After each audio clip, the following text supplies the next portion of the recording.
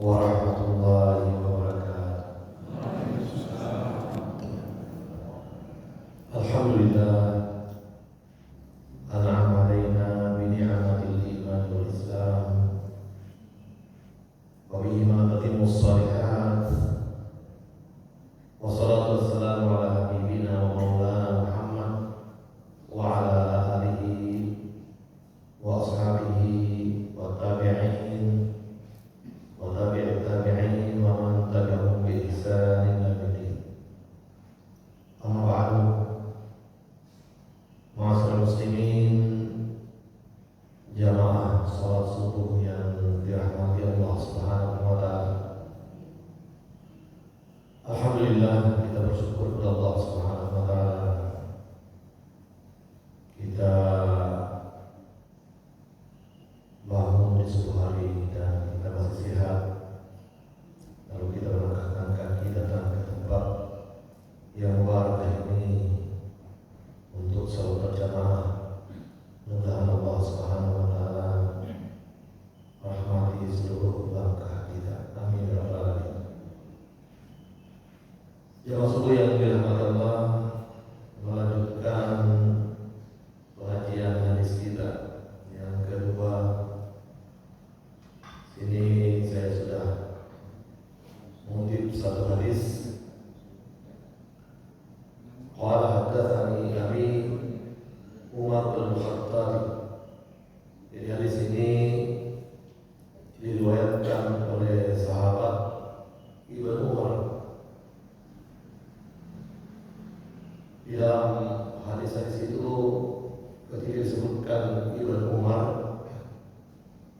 atau Ibnu Abbas, maka yang dimaksud itu adalah Abdullah Ibnu Umar atau Abdullah Ibnu Abbas.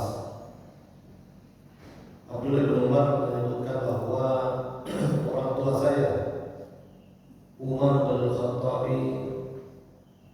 mengatakan, bainama nahnu inda Rasulullah sallallahu alaihi wasallam dzata yaumin istala alaina rajulun shadidul bayadi thiyabi shadidul sawadi sya'ri la yura alaihi asarus safari wa la yaqribuhu minna ahadun hatta jalasa ila Nabi sallallahu alaihi wasallam.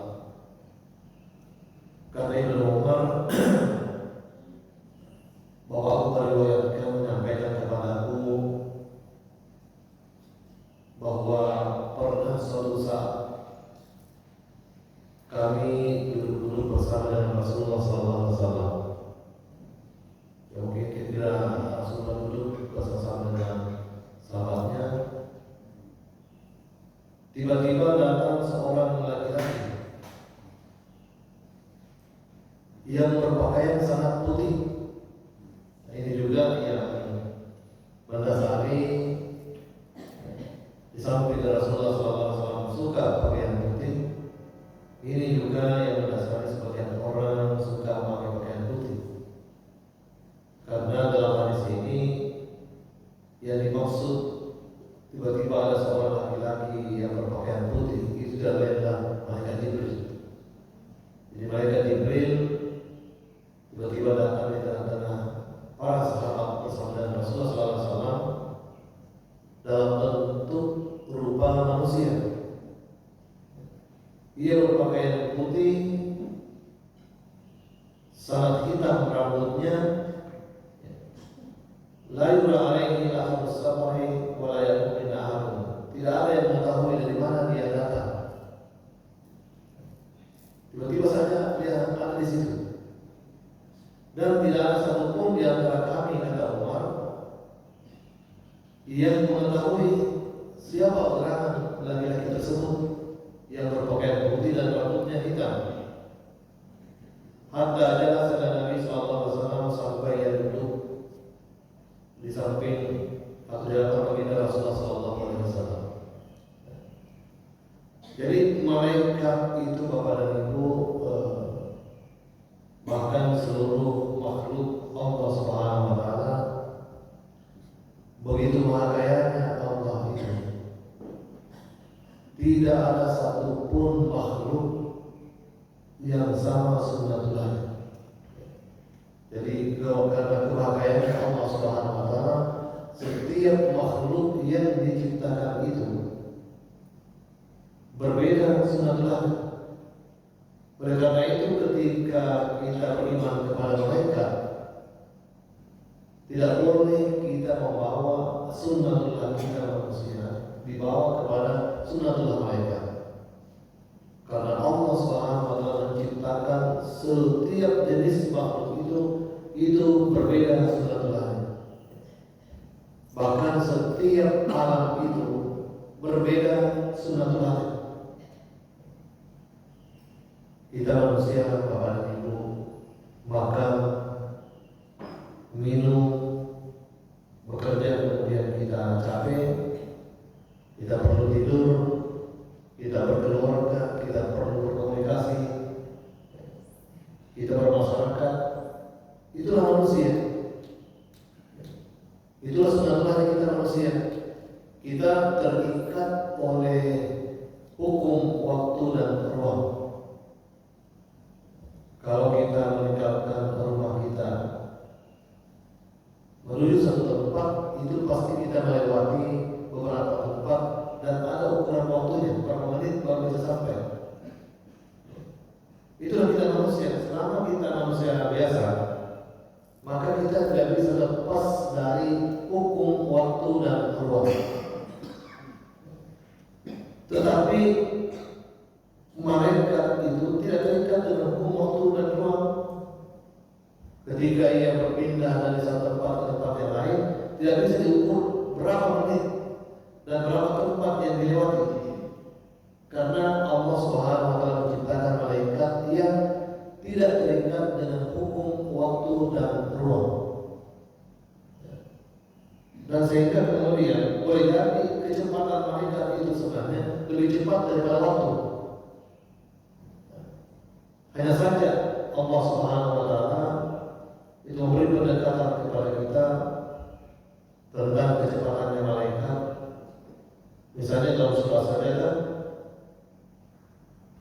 yudabbiru al-amra minas samaa'i ila al-ardh tsumma yarju ilayhi fi yawmin kana miqdaruhu alfa sanatin mimma ta'udun.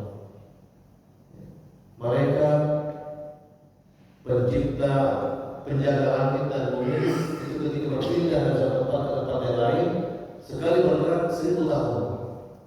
Itu malaikat.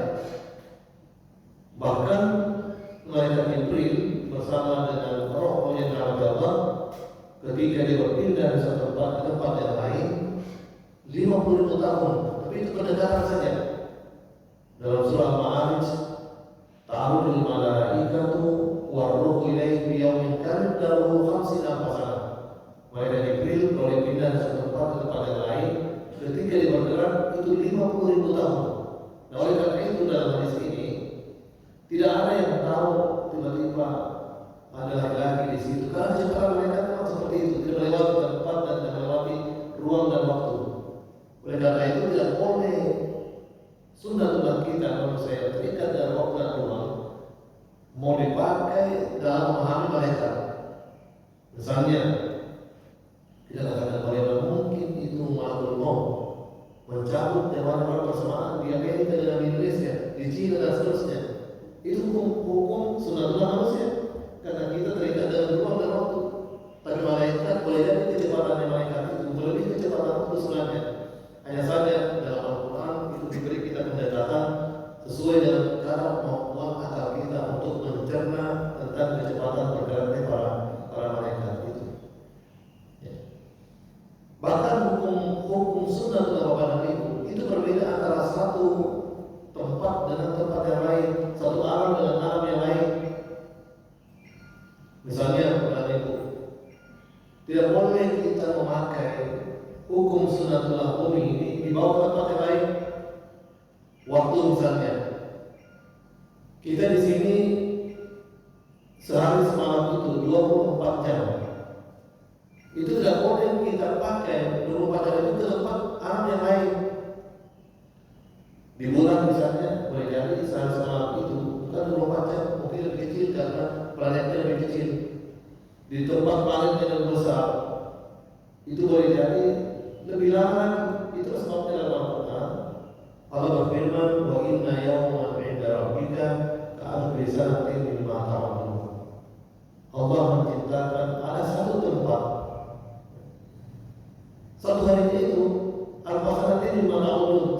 tahun yang kita hitung.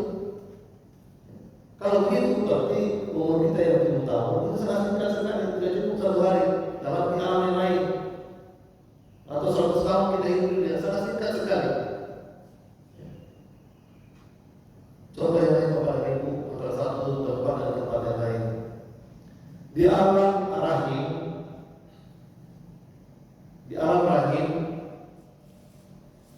sunatullahnya kita makan dan minum tidak pakai mulut, tapi pakai tali plasenta. Kita makan dan minum numpang dengan ibu kita, pakai tali plasenta. Itu di alam rahim. Tidak boleh dalam rahim itu dipakai umumnya tidak dalam yang lain. Ketika kita masuk di alam dunia, tidak boleh itu lagi dipakai bahwa kita mau makan pakai tali plasenta dari sampai situ mati. Nah, ketika itu dipindahkan masuk ke alam barzakh, kita juga tidak boleh cara makan kita di dunia ini mau dipakaikan untuk pakai di alam barzakh. Mungkin cara makan nanti orang di alam barzakh lain juga, tidak pakai tali plasenta, tidak pakai mulut dan minum, tetapi mungkin saja dengan doa-doa kita dan kiriman al-fatihah kita, dengan kita melihatkan, menyumbangkan sepisan dan sebagainya ke orang, lalu orang bisa kenyang di alam barzakh. Jadi tidak boleh satu alam itu dibawa sunatullah ke tempat alam yang lain.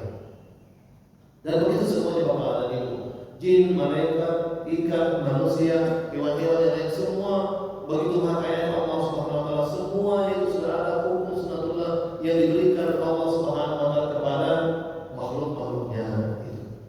Nah, sehingga di sini kita bisa melihat bahwa malaikat Jibril itu bisa merubah-ubah wajahnya, bahkan dia dalam bentuk seorang laki-laki yang berpakaian putih, sangat hitam rambutnya, tidak ada satupun yang tahu di antara para sahabat itu. Tiba-tiba saja ada duduk di dekat baginda Rasulullah SAW. Fa'asnada rukbatayhi ila rukbatayhi, kata Umar Ibn Khattab, lalu laki-laki tersebut menyandarkan dua lututnya kepada dua lutut baginda Rasulullah SAW. Berarti dia berhadapan. Dia berhadapan duduk seperti orang yang belajar. Dia menyandarkan lututnya di hadapan lutut baginda Rasulullah SAW.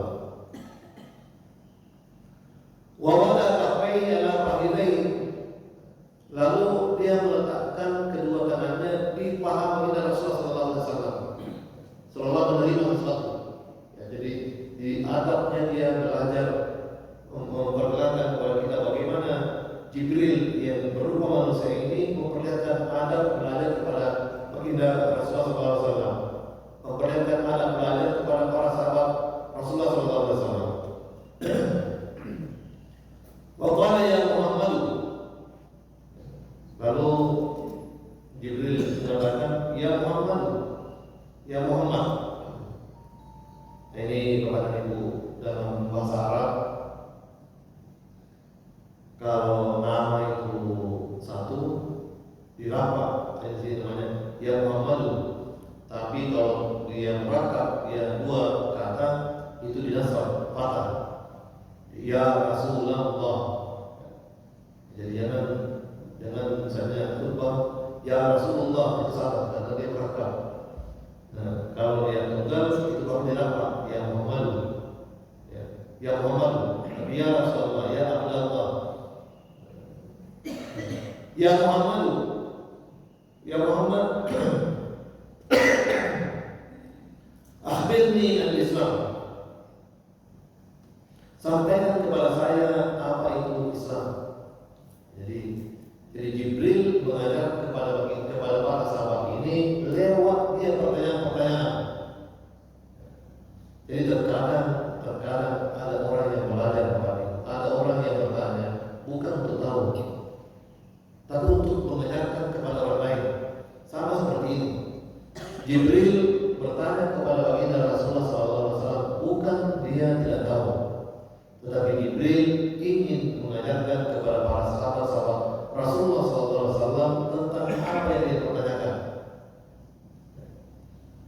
Jadi akhirnya al-Islam, sampaikan kepada saya wahai Muhammad,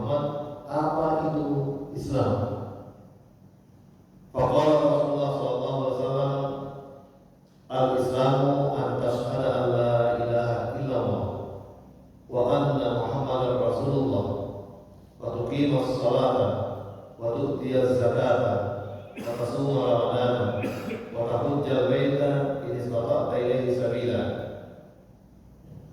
Kata baginda Rasulullah SAW menjawab dalam rukun Islam bahwa Islam itu mengucapkan dua kalimat syahadat, syahadat kepada Allah Subhanahu wa taala, bersyahadat kepada Muhammad Rasulullah, mendirikan salat, membayar zakat, berpuasa pada bulan suci Ramadan, menunaikan haji jika ia mampu. Qala sahabat, lalu kita katakan engkau benar ya Muhammad. Jadi dia yang bertanya, dia juga yang membenarkan. Ya, itulah sebabnya pertanyaan Jibril ini bukan dia tidak tahu, tetapi justru Jibril ini menanyakan kepada para sahabat baginda Rasulullah SAW. Jemaah suci yang dirahmati Allah, pada pertemuan ini kita ambil satu bagian dari rukun Islam, yaitu antasyhadu an la ilaha illallah wa anna muhammadar rasulullah. Kita ambil satu. Jadi rukun Islam itu yang pertama tadi antasyhadu an la ilaha illallah wa anna muhammadar rasulullah.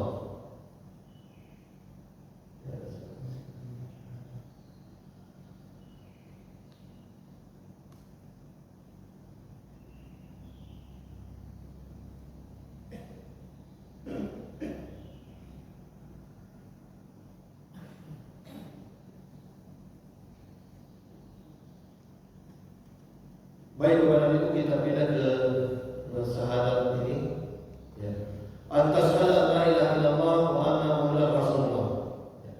Jadi rukun Islam yang pertama, meskipun ini sudah ma'ruf bagi kita kan pasti semua sudah tahu, tetapi tidak apa saya memberikannya. Rukun Islam yang pertama adalah antasyhadu an la ilaha illallah wa anna muhammadar rasulullah. Dua kalimat syahadat ini terbagi kepada dua bagian. Pertama adalah kesaksian bahwa tiada Tuhan yang patut disembah kecuali Rasulullah SAW, kecuali Allah Subhanahu wa taala. Nah, di sini kesaksian kita yang pertama bahwa Allah itu ada, wujud. Itulah sebabnya ketika para ulama menyusun sifat-sifat Allah Subhanahu wa taala, maka yang pertama itu yang disusun adalah sifat wujudnya Allah, bahwa itu adalah Allah Subhanahu wa taala, meskipun kita tidak pernah melihat Allah Subhanahu wa taala. Saya menukil sebuah kisah. Pernah suatu saat di Baghdad, Abu Hanifah, gurunya Abu Hanifah itu amat gelisah. Lalu kemudian Abu Hanifah memperhatikan gurunya, kenapa gurunya ini gelisah. Lalu berkata dia, wahai guru, kenapa karena beberapa hari ini saya melihat guru gelisah. Kata Ahmad, gurunya Abu Hanifah, bagaimana saya tidak gelisah? Ada seorang ateis. Ateis ini kan tidak percaya yang namanya ada Tuhan. Dia menganggap bahwa alam semesta ini terjadi begitu saja, dan segala sesuatu yang terjadi itu adalah karena kehendak alam semesta. Tidak percaya pada Tuhan. Kata guru Abu Hanifah, bagaimana saya tidak gelisah? Bukankah kamu tahu ada seorang ateis yang datang di kota Baghdad ini, sudah mendebat seluruh ulama-ulama yang ada di kota Baghdad, dan dia selalu menang dalam perdebatan, tidak pernah kalah.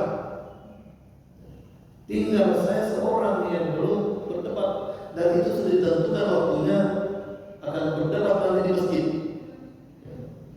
Padahal tertentu sudah ditentukan akan berdebat di masjid. Nah, ini juga dari cerita ini menjadi alasan bahwa yang tidak beragama Islam pun juga boleh masuk masjid.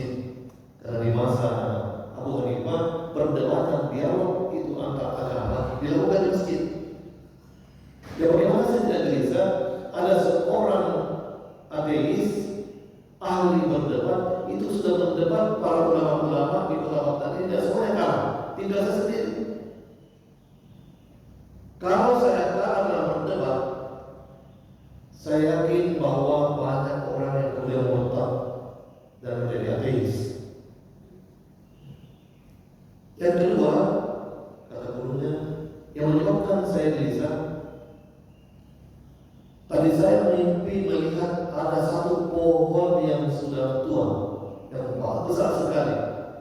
Tiba-tiba dari pohon itu keluar seekor singa dari pohon itu. Jadi saya tidak tahu menafsirkan mimpi ini. Apa gerangan mimpi ini? Sudah hari dikatakan perdebatan, mimpi lagi yang aneh. Kata gurunya Muhammad.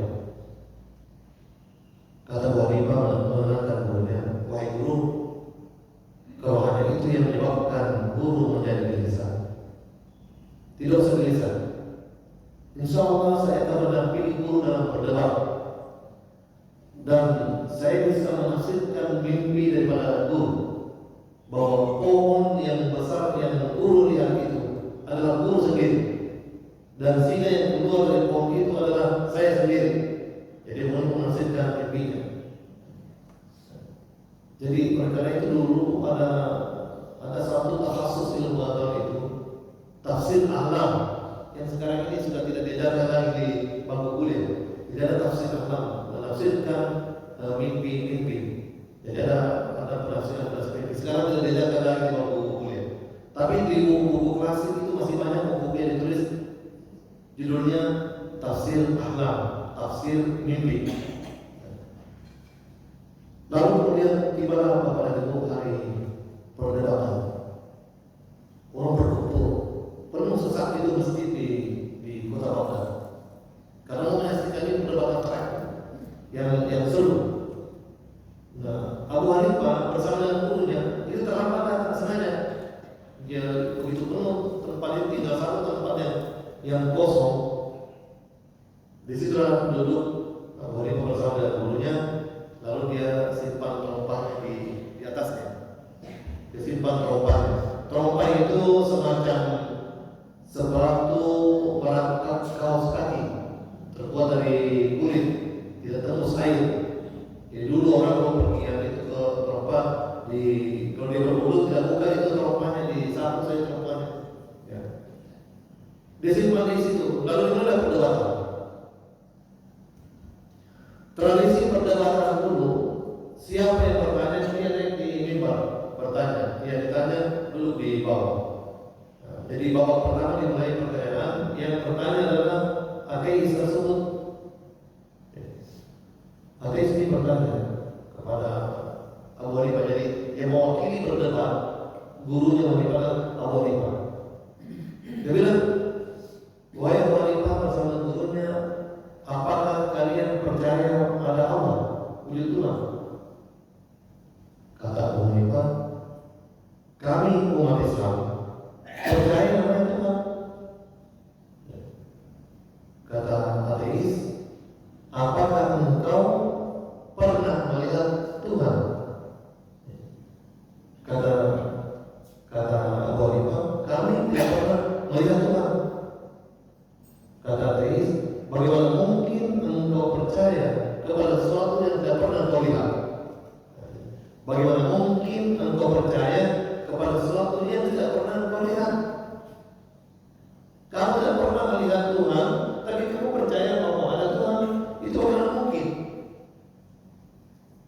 Kata Abu Hanifah, wahai sang ateis, banyak hal-hal yang kita percaya bahwa dia ada, meskipun kita tidak pernah melihatnya. Apakah sang ateis percaya bahwa ada rohnya? Tadi saya percaya. Pernahkah sang ateis melihat bagaimana melihat rohnya? Tidak pernah. Nah, sama seperti itu, roh itu adalah makhluk Tuhan, ciptaan Tuhan. Engkau tidak pernah melihatnya, apalagi sang pencipta daripada roh. Tidak pernah kita lihat, tetapi kita percaya bahwa ada pencipta roh, yaitu Allah Subhanahu wa Ta'ala. Jadi banyak hal-hal yang tidak pernah dilihat, tapi kita percaya keberadaannya. Kita tidak pernah melihat akal pikiran kita, modelnya, bagaimana bentuknya, tetapi kita percaya bahwa kita berakal, kita percaya bahwa anak-anak belum sempurna akalnya, kita percaya bahwa ada hal tertentu Allah Subhanahu wa taala mencabut akalnya seorang kemudian dia tidak terhormat. Jadi banyak hal-hal dalam semesta ini yang kita tidak lihat, tetapi kita percaya bahwa dia ada. Kita tidak pernah melihat bagaimana angin itu di hadapan kita, tapi kita percaya bahwa ada angin. Itu semua makhluk. Kalau itu makhluk tidak bisa dilihat dan kita percaya ada, bagaimana dengan Rabbul Khalaik, penciptanya makhluk yang tidak bisa dilihat itu, yaitu Allah Subhanahu wa taala. Baik, 1-0. Kalah ini sangat teis. Kemudian pertanyaan kedua, kalau demikian kamu percaya pada Tuhan, tunjukkan saya di mana itu Tuhan berada.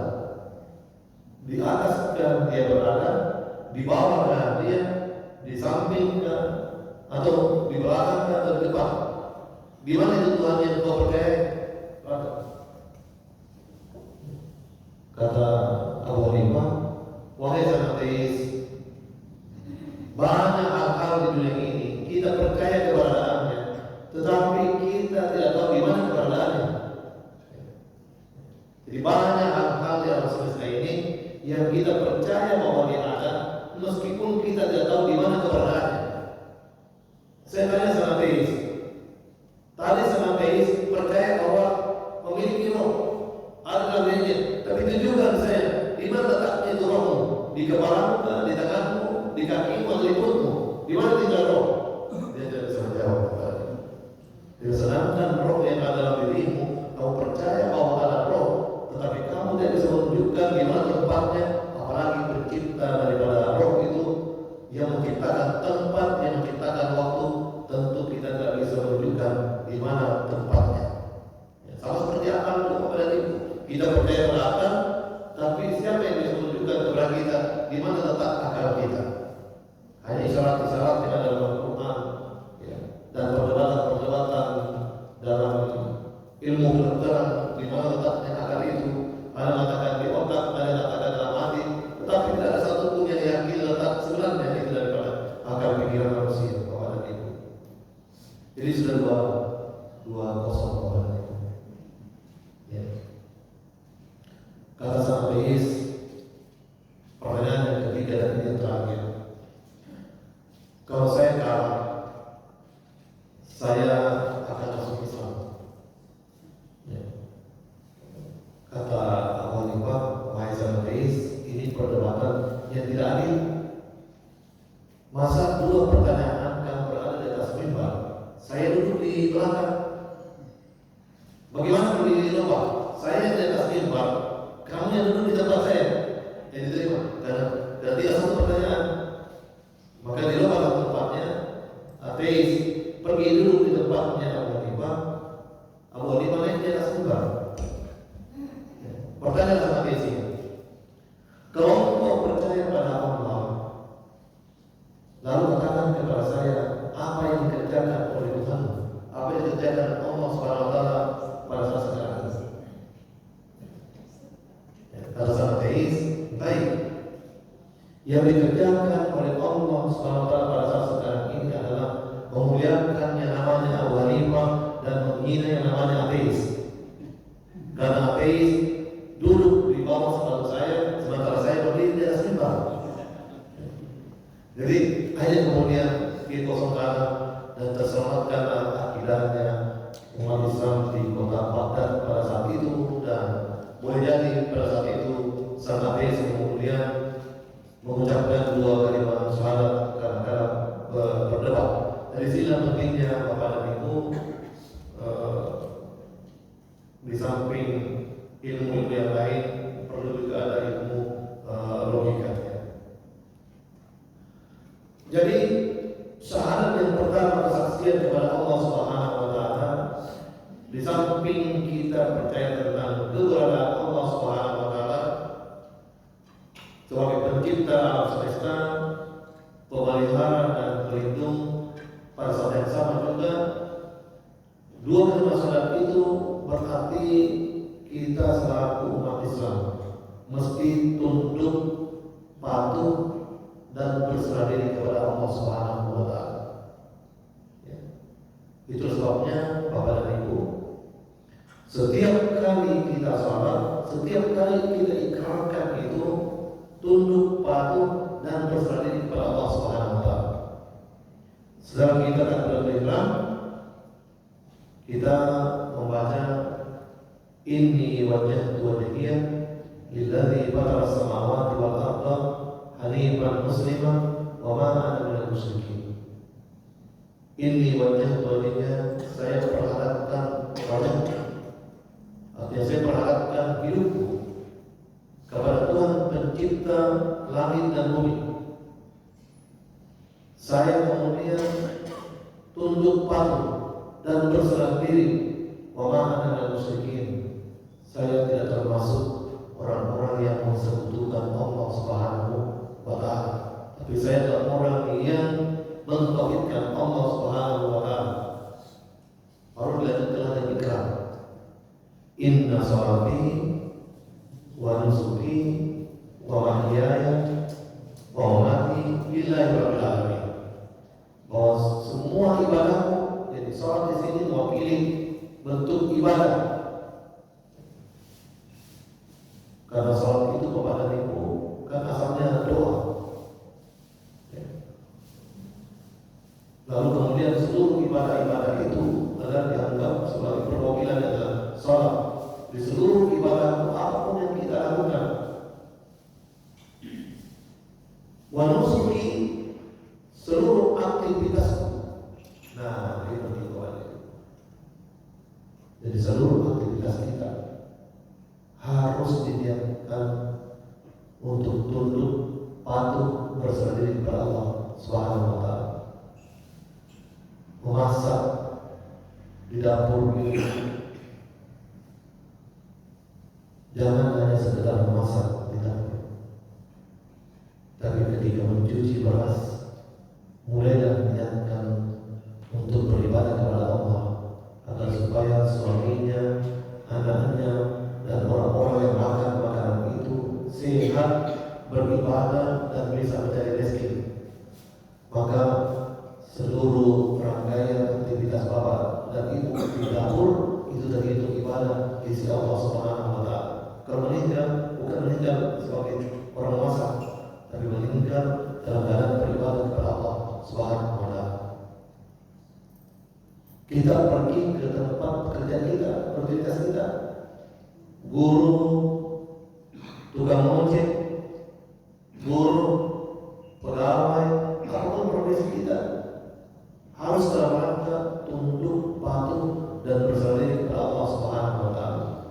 Kita guru tinggalkan rumah kita di pagi hari, buka pintu, bismillahirrahmanirrahim, niatkan bahwa saya keluar dari rumahku untuk mencerdaskan anak bangsa, agar dia dibodohi oleh bangsa lain, agar dia pintar, agar dia bisa beribadah kepada Allah. Maka sejak kita tinggalkan rumah, itu kita terhitung sebagai ibadah Rahman, hamba Allah Subhanahu wa taala.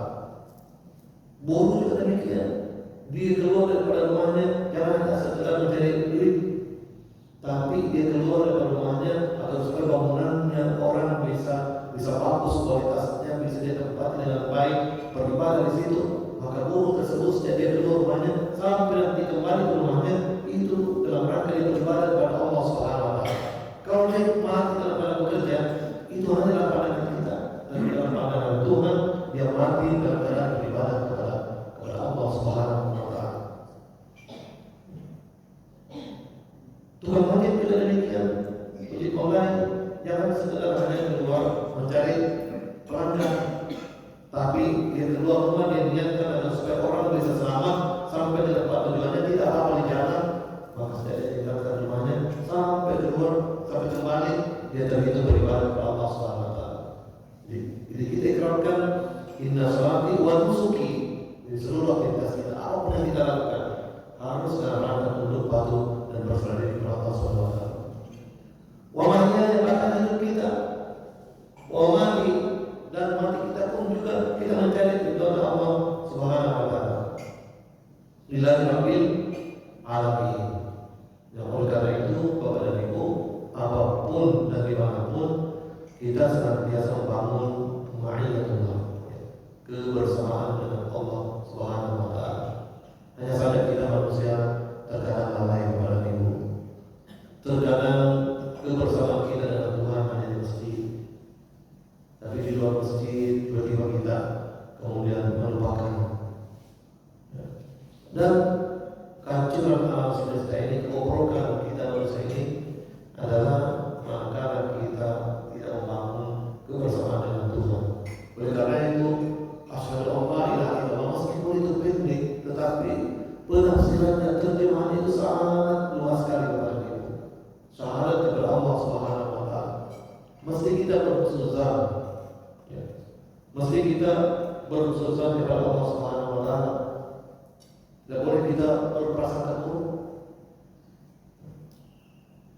Bahkan dalam sebuah hadis qudsi, ya, hadis qudsi itu Bapak dan Ibu adalah hadis yang disampaikan oleh baginda Rasulullah SAW kami mengatasnamakan Tuhan. Jadi hadis yang disampaikan oleh baginda Rasulullah SAW itu mengatasnamakan Tuhan, sebenarnya hadis qudsi. Dalam hadis qudsi disebutkan bahwa Tuhan akan bersama-sama dengan prasangkanya manusia. Jadi kalau prasangkanya baik terus, maka dia akan mendapatkan kebaikan-kebaikan. Tapi kalau prasangkanya buruk terus, maka keburukan juga akan dapat. Oleh karena itu, mesti kita berprasangka baik kepada Allah Subhanahu wa Ta'ala. Ya. Nah, jadi bagian pertama daripada dua kalimat syahadat ini adalah bagaimana kita membangun ma'iyatullah, kebersamaan dengan Allah Subhanahu wa Ta'ala. Oleh karena itu dalam ayat yang lain, zikir itu bukan hanya di masjid, tetapi kapan dalam keadaan berdiri, dalam keadaan duduk dan seterusnya, kita dianjurkan untuk senantiasa membangun kebersamaan dengan Allah Subhanahu wa Ta'ala. Terkadang kita menunggu lalu ngomel-ngomel, ya. Maka yang paling baik adalah lebih baik waktu kita yang kosong itu digunakan dalam berpikir kepada Allah Subhanahu wa Ta'ala daripada kita menggunakan waktu itu untuk ngomel-ngomel dan seterusnya. Itu bagian yang pertama daripada dua kalimat syahadat.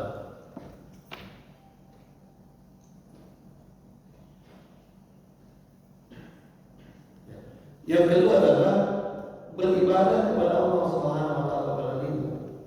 Jangan pernah kita merasa bahwa Tuhan yang membutuhkan ibadah kita. Jadi jangan pernah kita sholat, kita merasa bahwa Tuhan yang membutuhkan itu sholat kita. Jangan pernah kita berpuasa, kita merasa bahwa Tuhan yang membutuhkan puasa kita. Allah Subhanahu wa Ta'ala sama sekali tidak butuh dengan ibadah kita. Yang butuh dengan ibadah itu, yang perlu dengan ibadah itu adalah kita. Ini salah satu hadis qudsi yang saya kutip. Ya ibadi, kata Tuhan, ini hadis tapi yang disampaikan oleh baginda Rasulullah SAW. Wahai hambaku, law anna awwalakum wa akhirakum wa insakum wa jinnakum kanu ala atqa qalbi rabbikum minkum ma zada dzalika fi mulki syai'an. Kata Allah Subhanahu wa Ta'ala lewat baginda Rasulullah SAW, wahai hambaku, seandainya seluruh manusia, mulai dari manusia pertama sampai manusia terakhir, wa insakum wa jinnakum, baik itu manusia pertama sampai manusia terakhir maupun jin yang pertama sampai pada jin yang terakhir. Jadi itu jin bakal berusaha dengan kita, beranak pinak juga. Beda dengan malaikat.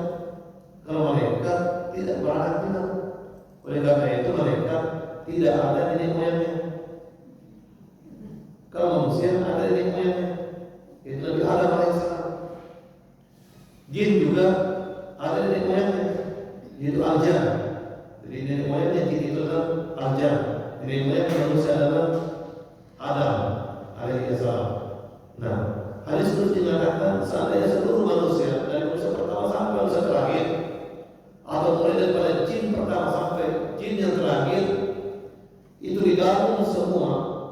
menjadi satu saja. Ala qalbi rajulin wahidin, dalam satu hati seorang laki-laki yang bertakwa, tidak pernah melakukan kemaksiatan, beribadah terus, tidak pernah melanggar. Masalah dari kami memiliki sehat, itu tidak akan menambah keagungan ke Tuhan. Jadi meskipun semua muslim taat, tidak lagi yang ingkar, tidak ada lagi mensyirikkan Tuhan, semuanya beribadah kepada Allah, tidak akan menambah keagungannya Tuhan. Karena Tuhan agung karena Dia agung, bukan karena Dia bukan. Kita manusia ini mulia, itu karena dimuliakan kita. Coba tidak ada yang pernah memuliakan kita, mungkin kita mulia. Karena beda kemuliaan manusia dan kemuliaan Tuhan. Tuhan mulia karena memang Dia mulia, tapi manusia mulia itu karena hanya dimuliakan oleh sesamanya manusia. Ya ibadi, kata Allah SWT, lo anna awwalakum, seandainya manusia pertama, wa akhirakum, sampai manusia terakhir, wa jinnakum, jin pertama sampai jin terakhir, kamu ala abdari kabira bil wahid minkum, itu dikumpulkan berada pada satu hati seorang yang sangat dia durhaka, tidak pernah beribadah. Mana kalau kali kami mulki sehat, itu juga tidak akan mengurangi keagungan. Jadi meskipun tidak ada yang beribadah, itu tidak akan mengurangi keagungannya Tuhan. Karena Tuhan agung karena keagungannya, bukan karena ibadahnya manusia, bukan karena ibadahnya malaikat. Itulah sebabnya malaikat itu salah kaprah.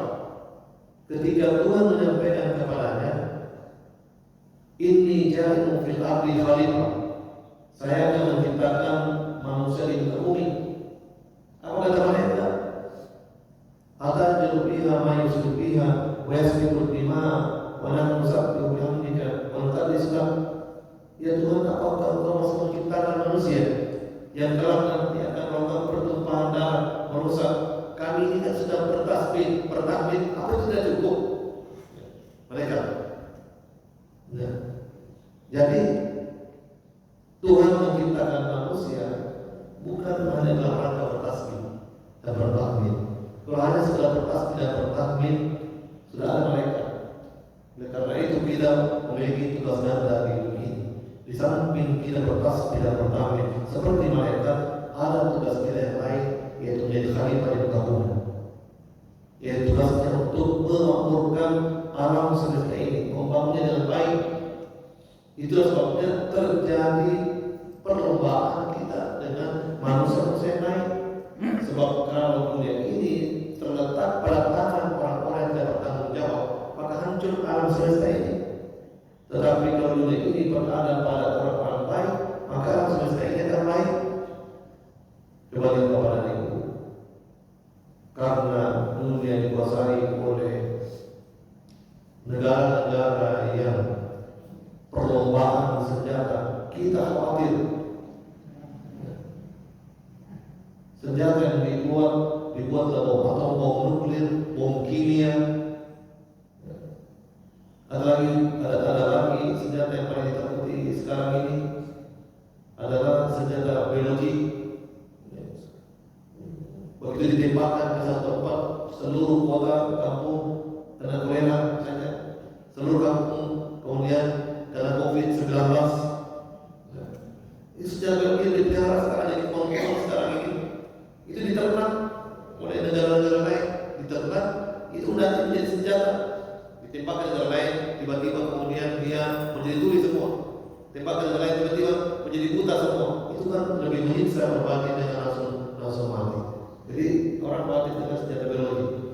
Oleh karena itu banyak prediksi COVID-19 itu adalah salah satu uji coba senjata kimia dan senjata biologi yang dicoba-coba untuk apakah sudah berhasil atau tidak. Tapi tidak pernah mengikuti kita. Ya Bapak dan Ibu, saya kira cukup bagian pertama saja dari buku syahadat. Kalau ada kesempatan lain nanti kita akan lanjut lagi kepada bagian kedua daripada syahadat itu, kata ilaha illallah itu bagian pertama yang sudah kita jelaskan sebagian kecil daripada penjelasan tentang syahadat kepada Allah Subhanahu wa taala. Tapi bagian kedua daripada syahadat itu adalah wa anna Muhammadar Rasulullah.